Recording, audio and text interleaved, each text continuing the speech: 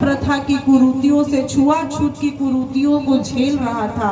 अभी आपके सत्येंद्र जी ने एक बहुत अच्छी बात कही, जब संत रैदास जी की बात आती है तो मन चंगा तो कठौती में गंगा। ये बहुत बड़ी बात है, मन चंगा तो कठौती में गंगा। और मैं सत्येंद्र जी को इस मन से कहना चाहूंगी, जो रैदास जी की कविता उन्होंने इस मन से गाई, अगर उसको सही में साक्षात्कार रूप में, आत्मा के रूप में, परमात्मा के रूप में हम सुनते हैं तो हमारे अंदर का रूह कांप जाता है, हमें सोचने पे मजबूर कर देता है कि भगवान ने अगर सबसे खूबसूरत चीज बनाई है तो वो है मनुष्य। और हम इसलिए खूबसूरत हैं कि हम विवेकवान हैं, हम समझ सकते हैं कि हमारे अंदर एक परमात्मा का अंश है। और वो अंश हम जब अपने आप को समझें, क्योंकि रैदास जी सिर्फ एक बात कहते थे, मानव को मानव से प्यार करना चाहिए। मानो की ये जो कड़ी था कि तुम मोती प्रभु जी मैं धागा, ये लाइन क्या है?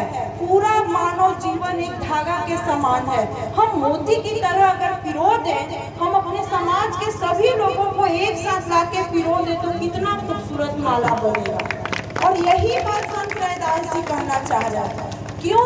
आपको समझना होगा, क्योंकि हमारे यहाँ ये हिंदुस्तान का सौभाग्य है कि हमारे यहाँ संत हुए। और मन चंगा कठौती में गंगा भी उनके कहने का अर्थ यही था कि अगर मनुष्य आत्ममंथन करे, क्योंकि हम क्या हो गए हैं, हम अभिमानी हो गए, हमारा विवेक प्रभु के तरफ नहीं गया, हमारा विवेक अभिमान की तरफ चला गया। हमारा ये 3 फुट का शरीर को हम विद्वता को, अपने जाति को, अपने संपत्ति को सम्मान मानते हैं, लेकिन ये गौतम बुद्ध की भी धरती है।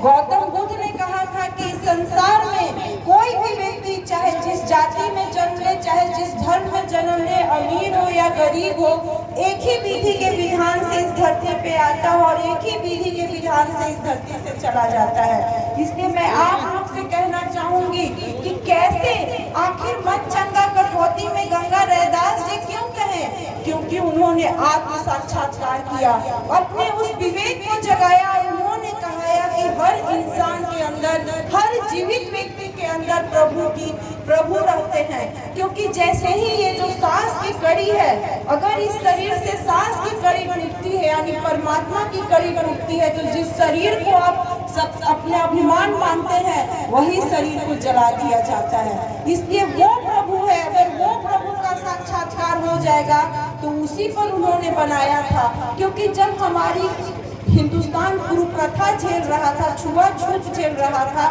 तो उस समय के छुआछूत फैलाने वाले लोग ने कहा कि रैदास, तुम रविदास समाज में जन्म लिए हो, तुम गंगा में स्नान नहीं कर सकते।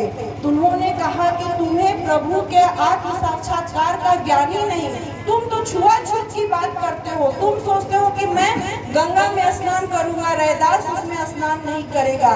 उन्होंने कहा कि मैं प्रभु का आत्म साक्षात्कार किया हूँ। और कहे कि जिस कठौती में वो चमड़े की जूती फुलाया करते थे, अगर उसी समय उन्होंने उस ठेकेदारों को चुनौती दिया, जो जाति पाति का ठेकेदार बना बैठा था, उसको चुनौती दिया और बोला कि अगर संत रैदास प्रभु का आत्म साक्षात्कार किया होगा तो इसी कठौती में माँ गंगा आएंगी और माँ गंगा मुझे खुद स्नान करवाएंगी। और उस समय क्या वो विभूति रहे होंगे, क्या उनकी अलौकिक शक्ति रही होगी, उन्होंने वहां से आवाहन किया और गंगा माँ खुद उस कठौती में आ गई। और उस समय जितने भी समाज के ठेकेदार जो छुआछूत फैलाए हुए थे, उन्होंने आकर दंडवत को प्रणाम किया।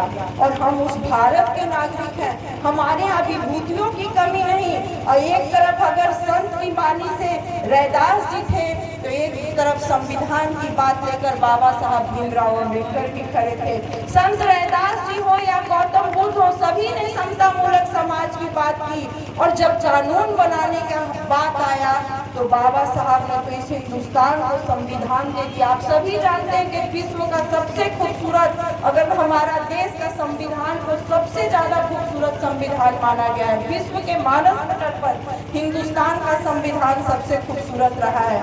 और उन्होंने इन्हीं संतों की वाणी को सुनकर समता मूलक समाज की बात कह दी। आप सभी जानते हैं कि ये उनका दिन था, वो भी सामाजिक इतना दंश ये समाज की कुरीतियों के द्वारा उन्होंने भी दंश झेला। लेकिन जब संविधान बनाने की बात हुई, लेकिन उन्होंने कोई भी भेदभाव नहीं किया। इस हिंदुस्तान में जाति के नाम पर किसी के साथ कोई भेदभाव नहीं किया। ये काम किए थे डॉक्टर साहब भीमराव अंबेडकर। और मैं आपको ये भी बताना चाहूंगी कि समता मूलक समाज बनाने के लिए बाबा साहब ने इस हिंदुस्तान को वोट का अधिकार दे दिया। उन्होंने कहा कि हिंदुस्तान का सर्वोच्च पद माना गया है राष्ट्रपति का पद, अगर वो भी अपना मत अगर किसी को देता है तो उसकी भी गिनती 1 होगी, और समाज का निचला पायदान पर खड़ा व्यक्ति भी अगर वोट देता है तो उसकी भी गिनती 1 होगी। इतना खूबसूरत समाज कहीं नहीं है विश्व के किसी भी मानव पटल पर जैसा हमारा कानून है, जैसा हमारा संविधान है। क्योंकि हम सभी जानते हैं कि हिंदुस्तान विभिन्न भाषाओं का देश था।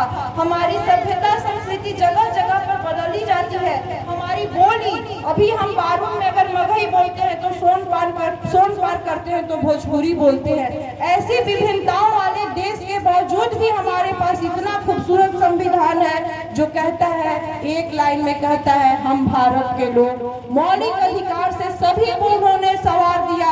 इसलिए मैं तमाम लोगों इस मित्राज में सभी आप लोग से मैं इसलिए इतनी बातें कह रही हूँ कि ये पहली बार रैदास जी का मंच नहीं हमें मिला है। जब मैं इस ब्लॉक की प्रमुख थी तो सत्येंद्र जी ही मंच संचालन करते थे और मैं यही बाबा साहब रैदास जी और गौतम बुद्ध की बात कहती थी।